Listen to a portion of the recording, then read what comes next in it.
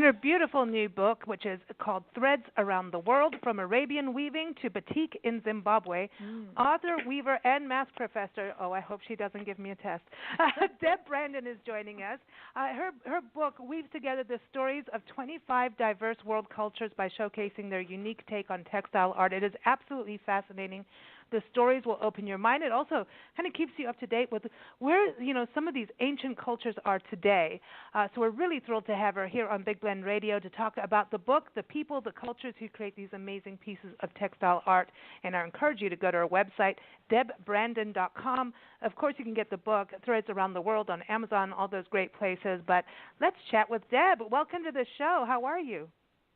Fine, thanks. Thank you very much for having me. It's really a pleasure. I'm actually reading your memoir, too, by the way, and everyone should get that. It's called But My Brain Had Other Ideas, and this really goes into your journey of going through a brain injury and recovering, and now you've got a next book out, and you're teaching math. I mean, so you're rocking and rolling. Well, I like to think of it as a living, Yes, right. Well, I think thriving would be a good word for you, beyond living. I think you've got that covered really well, and just excited to have both books here, so I'm kind of balancing both. And I have to say, Threads Around the World is very near and dear to me, having grown up in Kenya and South Africa and England, and I've seen those Argyle socks in Scotland, and I got very involved in jewelry and beading. Especially it got back to in South Africa and learning the different colors of the beads and what they meant and how you could weave a story according to the color, the shape, and then I kind of stopped creating because I really started almost writing a big book. It's like the history of beads, and I feel like your book has that.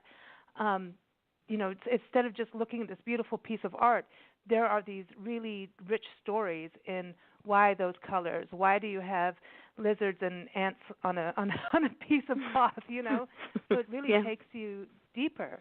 Well, What got you started? Go ahead. Oh, what got me started? Oh, well, I mean, I grew up amongst traditional textiles. My parents were ethnic textile lovers, and there was always, we had hand-woven rugs, and my father used to travel and bring back his saris from India, embroidery from Hungary. So that was always there in the background. And as a maker myself, I always appreciated handmade stuff. So that was the beginning. And then after I joined the organization WARP, which is an acronym for Weave a Real Piece, my interest leapt to another height because most of the members are at the very least ethnic textile aficionados, and during our annual meeting there's always access to traditional textiles. But then the newsletter editor suggested that I write a column. It's in the quarterly newsletter entitled Textile Techniques from Around the World. So I was sold. This was great. And if I look back, behind me, there's a bookcase filled with textile books, which is, my excuse for buying them all was because of writing the article. The articles. I like it. And then a few years, 5 years later, that same newsletter editor suggested that we compile everything I'd written so far and sell it as a booklet to the members as a fundraiser. But as we worked on it, she said, this is more than just something cobbled together. We need to make more of it. And at that point, all hell broke loose with my brain. So this project was put on hold. But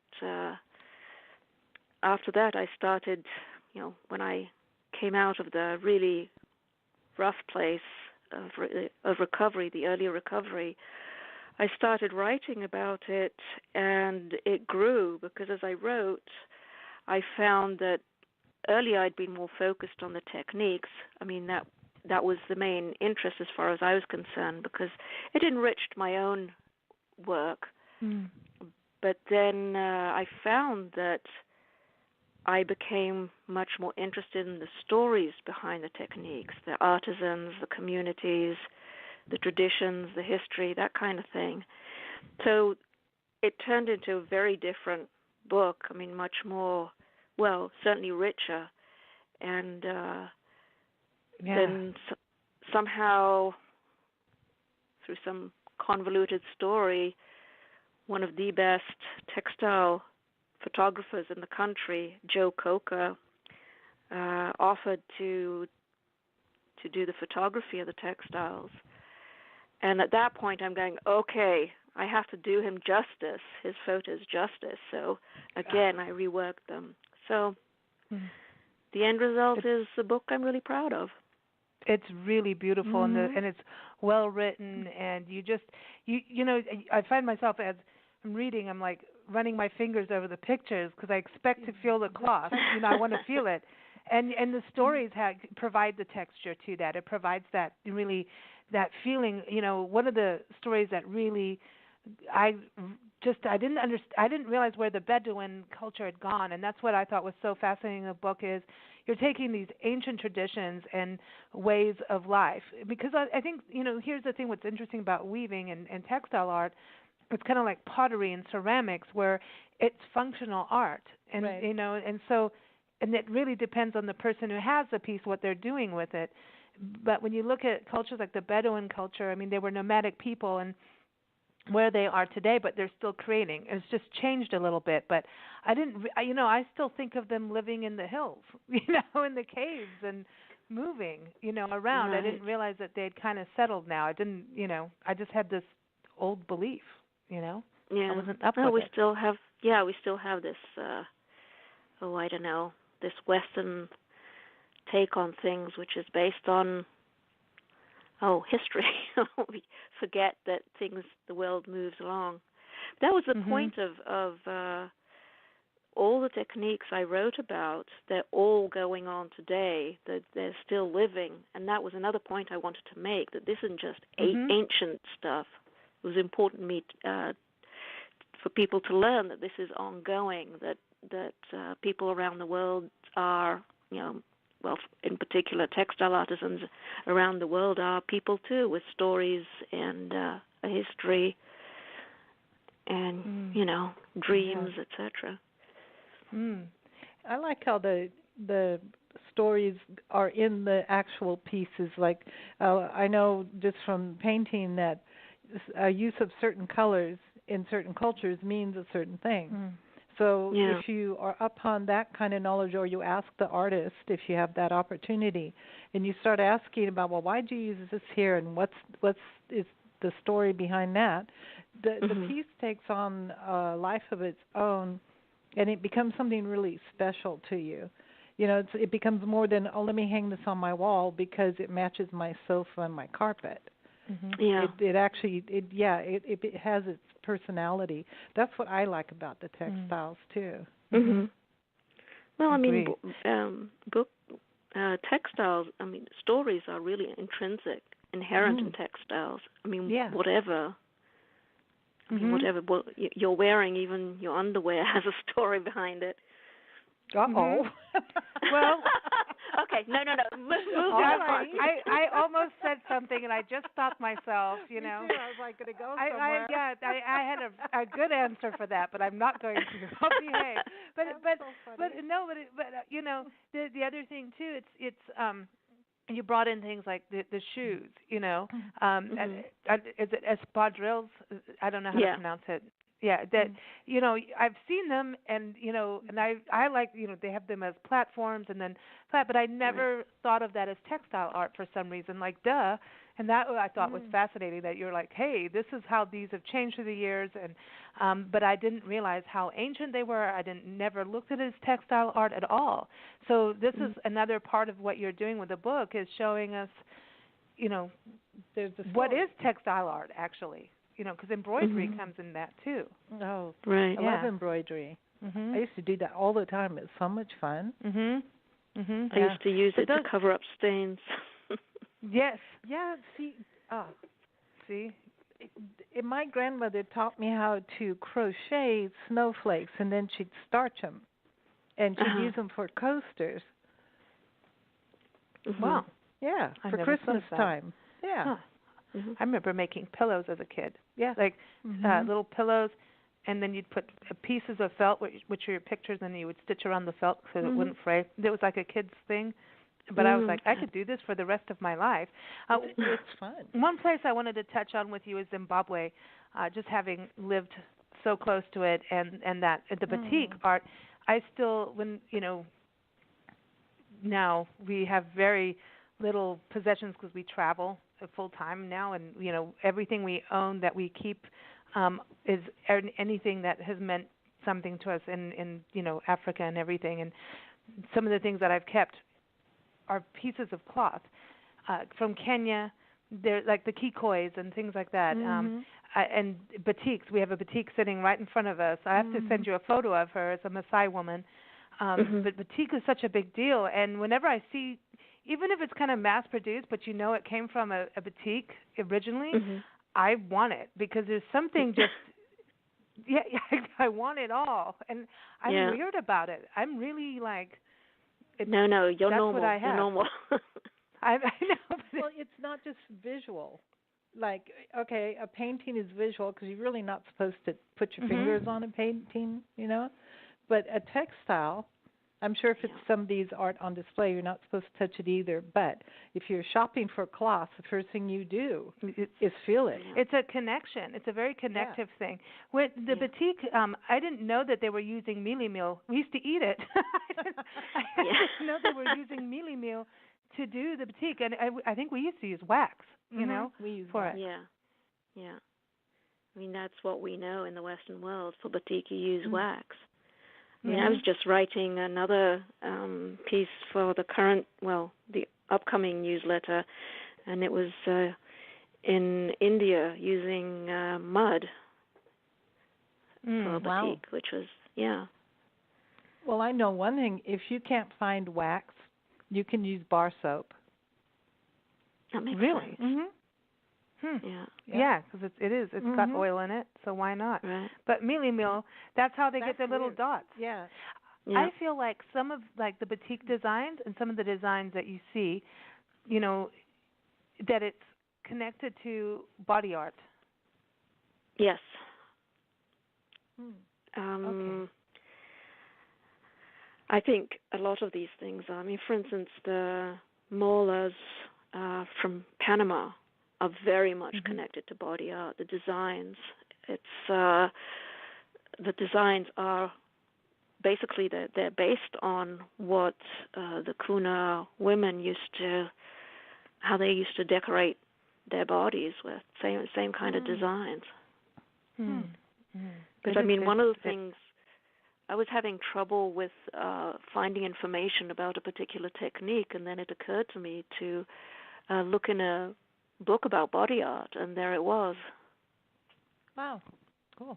That's interesting. So, for you, tell us about your work. What do you create? You're talking about textiles, I assume. Let's see. So if I you started talk about out learning trigonometry, I'm going under the table. I'm scared. Well, no, I would talk about calculus, not trigonometry. But okay. The first technique I learned was knitting from my mother when I was about 7 years old. But from there, I mean, at school we still learned various techniques, embroidery, I don't remember, machine sewing, needlepoint, a little bit of weaving. And then as an adult, I really got going. I learned to spin yarn, weave in a big way, felting, etc., etc. And I still mess around with things here and there, and I actually use some of the stuff I learned from the ethnic textiles. They enriched my own work. So I think mostly now it's more about weaving and spinning, at least lately. I did start getting back into knitting. I go in phases, quite frankly. Hmm.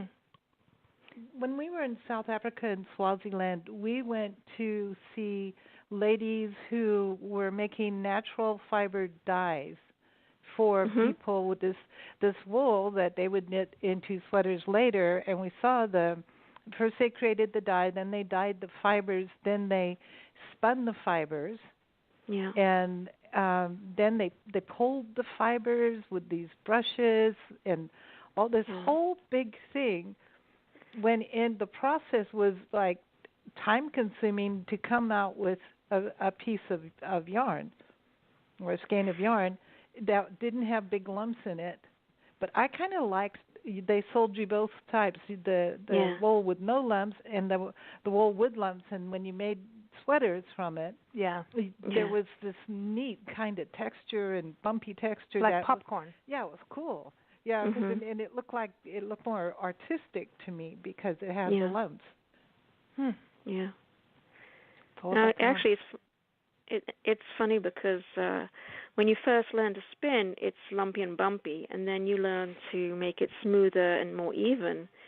And you'll often hear when you have a beginning spinner, they're trying to make it even, and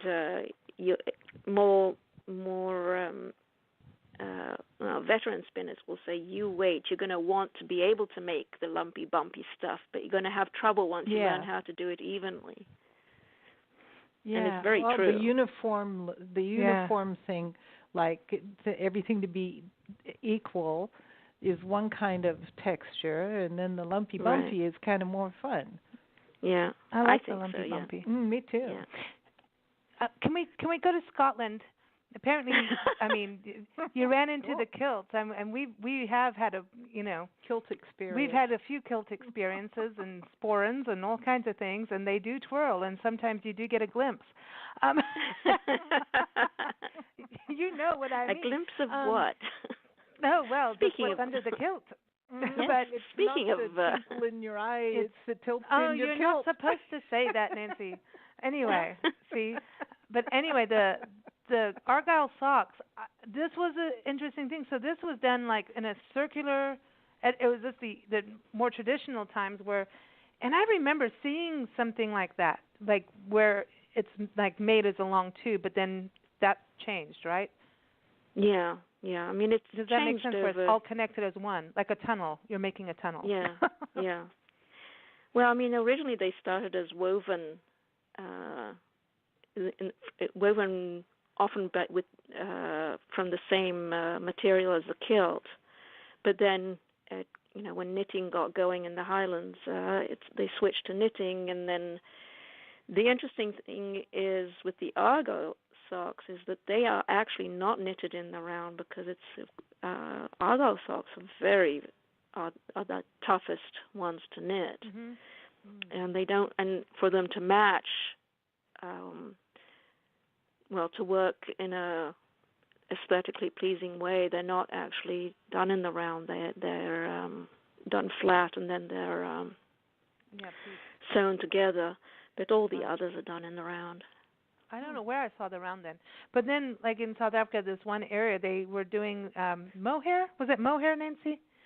There were, maybe that was, I don't know, man. Sometimes it all becomes a blur when you travel. It's like, okay, where were we? But there were those, it was when we were on the tour in South Africa, there was the farm area, and they were making their own wool and all of that. That's what I'm talking about.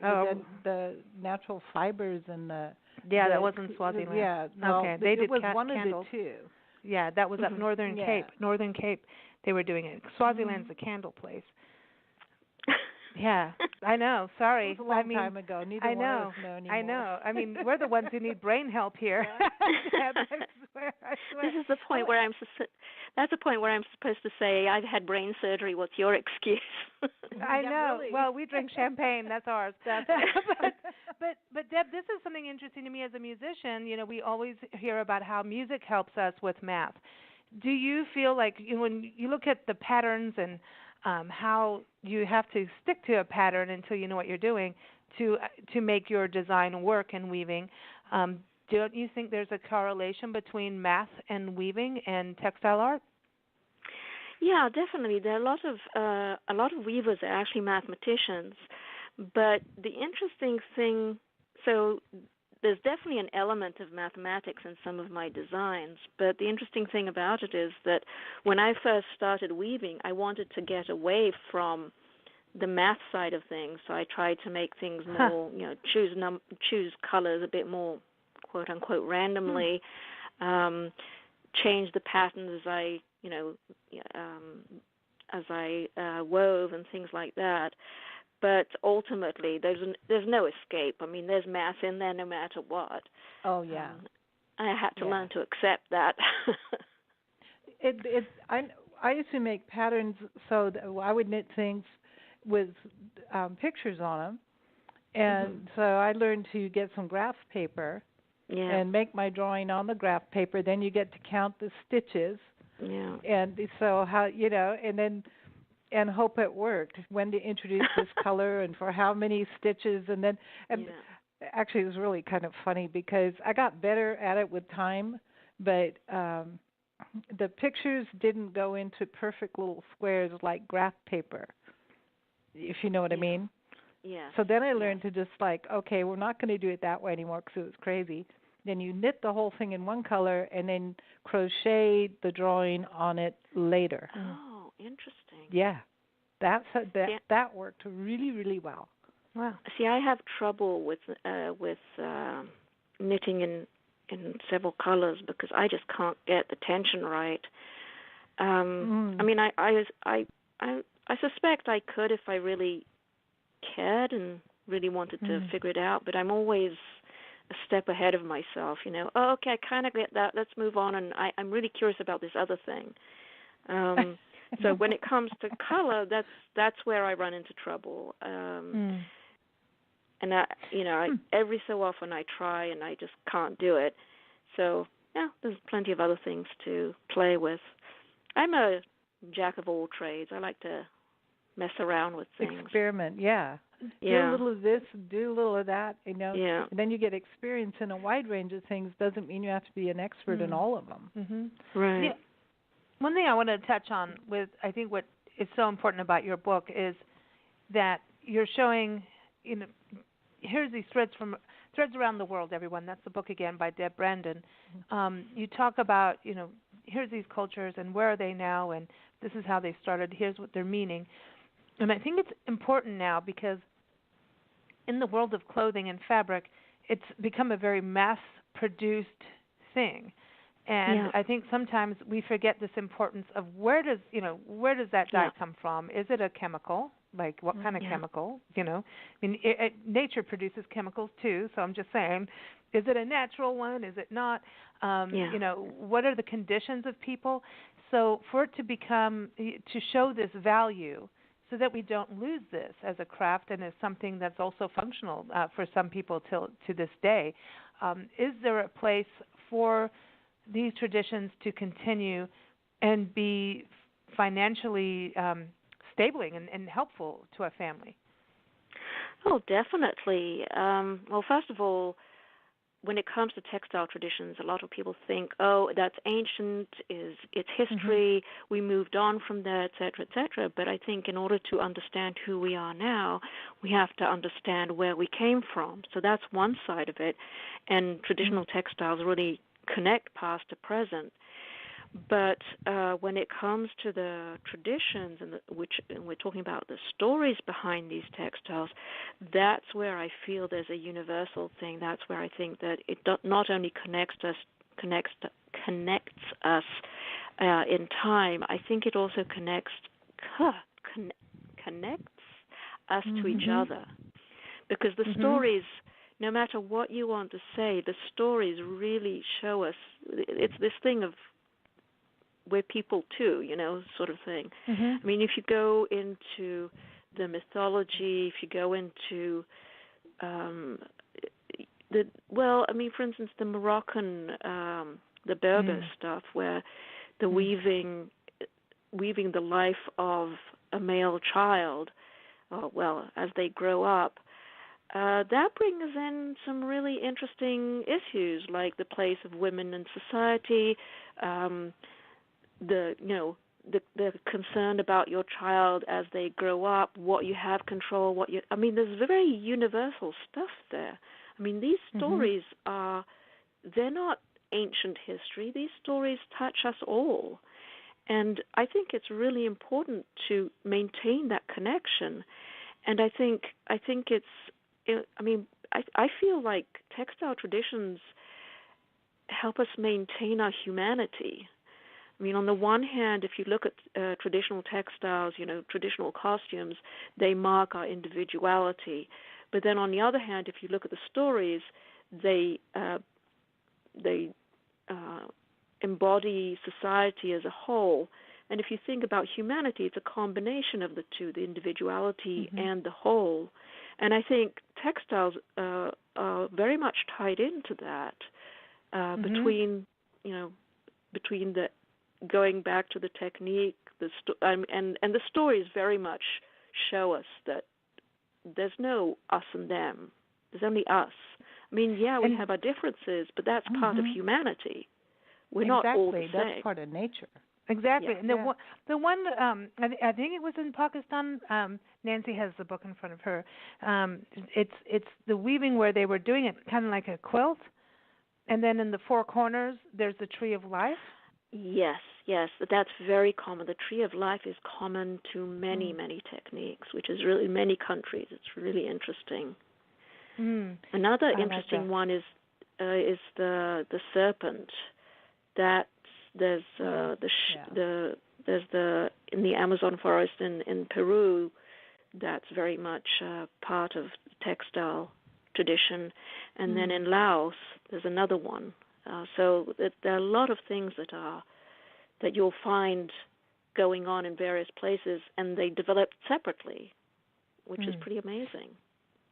I know my grandmother that's British embroidered, and my grandmother that was Hungarian embroidered, and they were totally different styles, different colors, and different patterns. Like the Hungarian grandmother did kind of little floral, lacy things with, like, she'd poke holes in the cloth and then embroider around the holes to make a little hole that you could see through. And she always kind of stuck to flowers and little birds.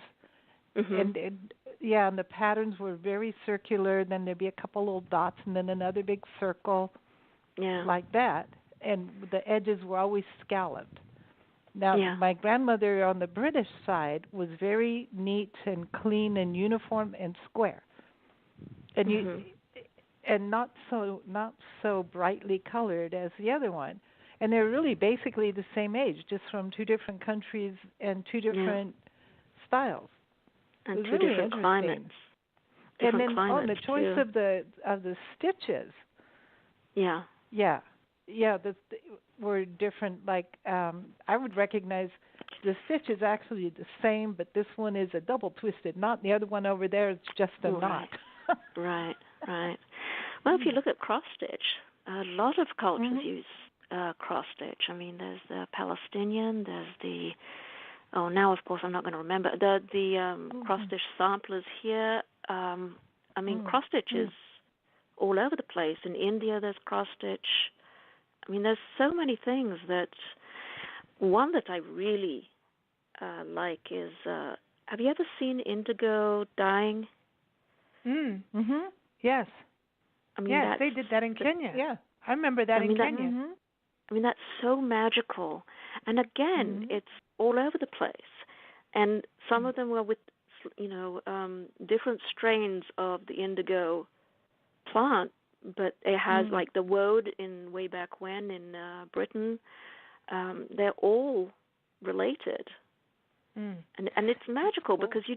I mean, how did they come up with this idea that you stick a piece of cloth in something that is disgusting? I mean, it looks yellowish and greenish and brown, and it looks really gross. You stick a piece of cloth in there, and it still looks gross. But then you pull it out, and it starts turning into this amazing blue. It's crazy. Isn't that incredible? Yeah. It's interesting. Like now, when I think back to Kenya and the area we lived in, at the last part of the time we were there, is a suburb called Karen, named after Karen Blixen, and it's out in her lands.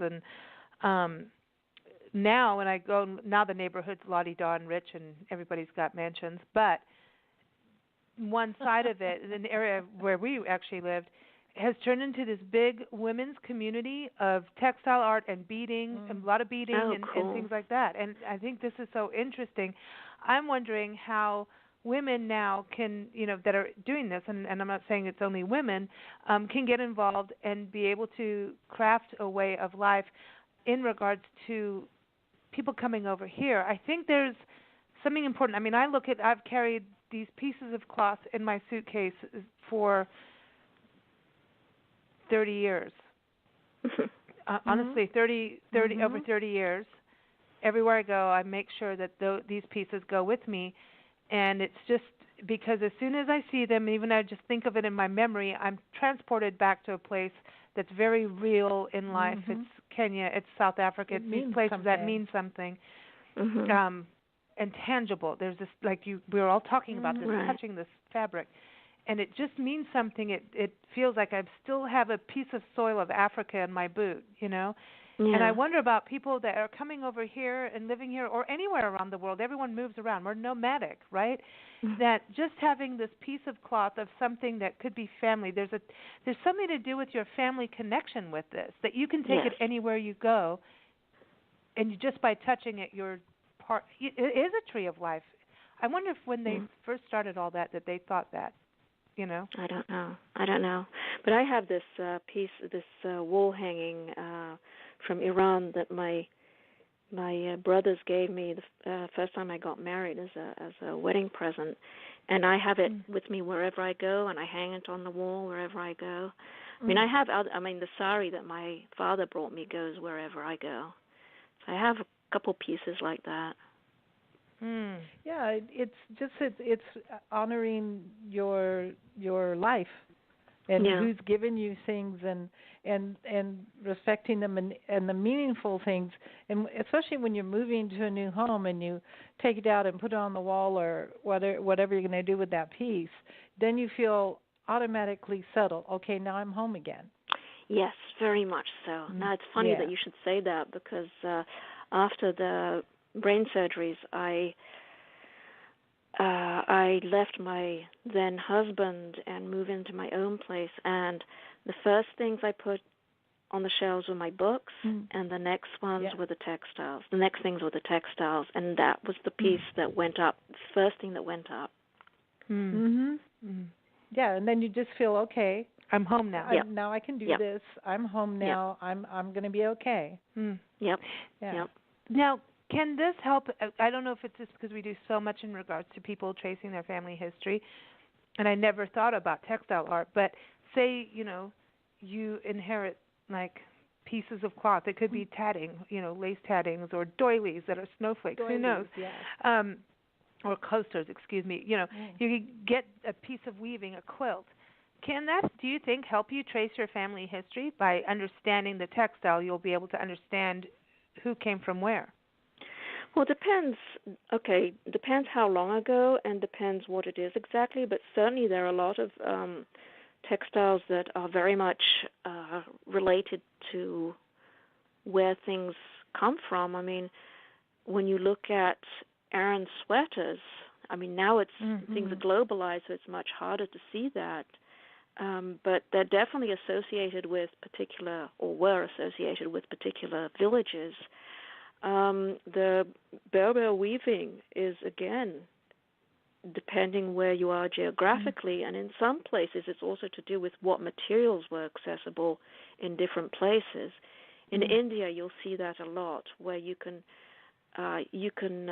just by eyeballing the whatever it is, you can say, oh, okay, that's from this particular thing.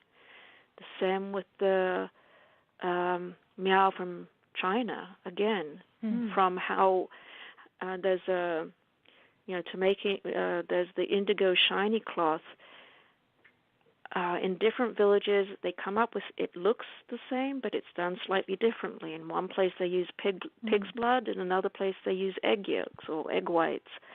Some places in some places they beat it to death with a stone something or other.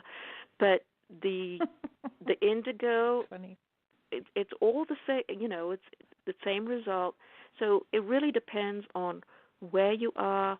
Various traditions. I mean, I don't know how the beating the cloth to death came from. Maybe the artisan was really upset with whoever he was making it for. I don't know, but I've seen that on like travel shows of people trying to break down the fiber, maybe, yeah. or maybe they were just like, I'm tired of this.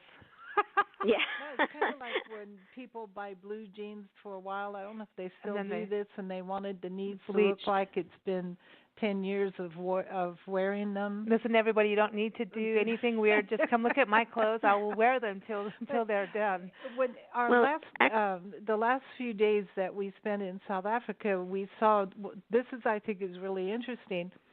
The Africans there started collecting the plastic bags that were all over the roadside because they really did have a litter problem, and they started to collect them, and they crocheted the plastic bags into handbags. Yeah. And it was actually quite amazing. Yeah, a friend of mine actually started that in, was it Ghana? She was the one who noticed the bags, and it's become the thing. Mm-hmm. And really? she started. That's interesting. Yes. Yeah. And so, as I said, it's become a thing. Then I think there are places now in South America that do it as well.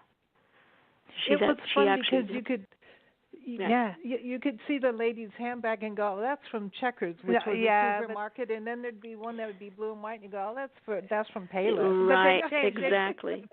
Pick and Pay over there. Pick and Pay. Yeah. No, it's changed, but now they've got it so like you really can't tell. And I've seen waste paper baskets. I've seen rugs, everything, which I think is great. It is. It's you do something with it. Yeah. And this is just so fascinating. I want to ask you, Deb, if you could go anywhere in the world that you have not been, just to go spend a week learning, like as a resident, in at an exchange student or whatever, at someone's place, working with them on textile art, where would you go?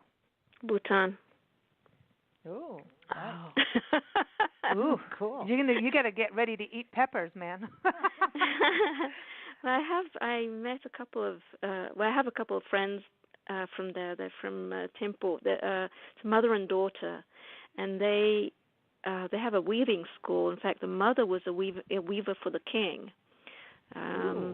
Not the current one, I think. No.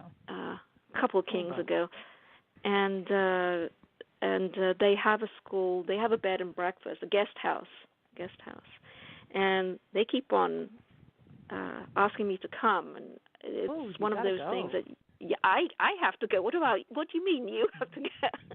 You do. I have to go. I will. mean you. Yeah, that's what Nancy meant. Like, you need to go. Oh, yeah. No, I have. Yes, I definitely have to. So, yeah, the weaving techniques are amazing. That's one of the things I wrote about in the book. It's a weaving that at you first look at it, it looks as though it's embroidery, but it's definitely not. I saw her doing it.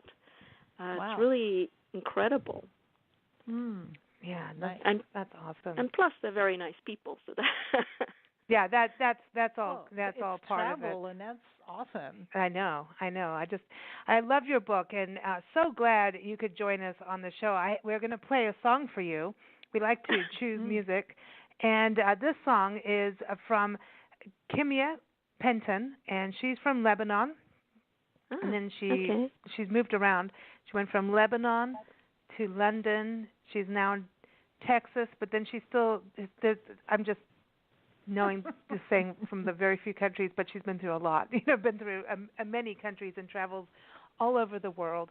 And this song is just, to me, it's called Alive Again. It's about you recovering from brain surgery and going through everything that you went through, from an injury to surviving and thriving and creating this amazing book for us to all just connect with the past and the present through weaving, because it's the past and the present. Wait, where did this song come from? Her name is Kimia Penton. It's not about me, right? No, I've just said I'm just choosing this for you. Oh, yes. Okay. No, I'm got choosing it She's for all- you because now don't get paranoid. yeah, no. Just choosing it for you. Like we just like to dedicate songs to people. That's all. Oh, thank you. And it's from her album called Where the Rain Falls. It's about moving forward, and you definitely have in life for sure, and overcome things. And so just want to celebrate that. And thank you just so much for joining us and for what you've written. I really appreciate it, what you've done in the weaving world and showing people these cultures and getting us reconnected if we aren't connected yet. So thank you for doing that. Oh, thank you very much. It's been a lot of fun. Yes, Good. and everyone, again, the book is Threads Around the World, From Arabian Weaving to Batik in Zimbabwe, and that's batik with mealie meal. I know, I want some mealie pop now. I do. I gotta look for a magic carpet in here. I know. Everyone, the author again is Deb Brandon, and you can go to her website, Deb-Brandon.com. She's on Twitter and Facebook as well. But of course, you can go to Amazon, Goodreads, all those great online stores. But I encourage you to go to her website and also read her blogs. And of course, go get the book, Threads Around the World. And here it is, the song Alive Again from Kimya Penton. It is our world party, so we got to play music from musicians around the world. So she definitely has done that, Kimya. Thank you so much for joining us, Deb. Oh, thank you very much for having me. You take care. And here it is, Alive Again.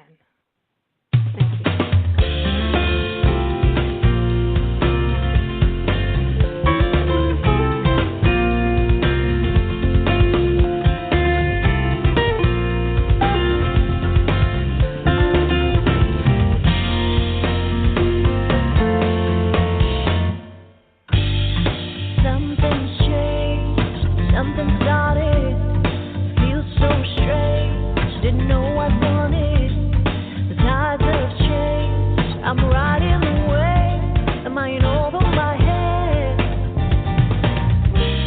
you look my way, I'm captivated, said you're here to stay, unanticipated, I lost control, can't stop this feeling, so I'm letting go.